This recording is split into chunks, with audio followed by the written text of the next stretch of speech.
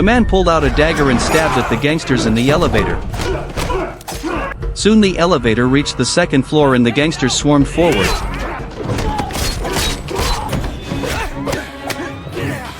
Before long only one gangster was left. Colton asked him about the whereabouts of his kidnapped niece, then he went to the room where his niece was held hostage. Luckily his niece was unharmed, so Colton dragged the last gangster outside and dealt with him. After that Colton unlocked the handcuffs, put the key in his pocket and then left the gang's hideout with his niece. However, the deaths of a large number of gang members still drew the attention of their boss, so the gang boss immediately called the sheriff. Soon the corrupt police officers arrived at Colton's home, but Colton had already noticed them. Just as Colton escaped, the gangsters spotted him and drove straight toward him.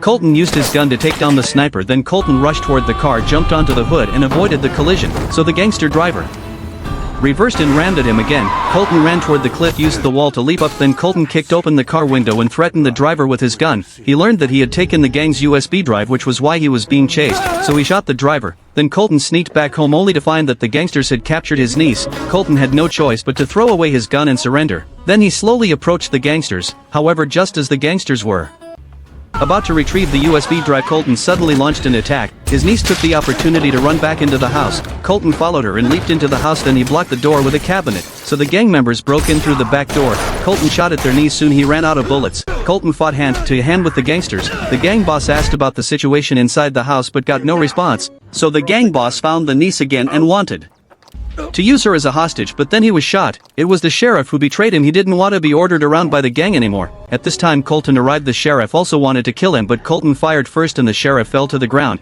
so Colton gave him two choices: fight or surrender. But the sheriff still reached for his gun and a bullet went through his forehead.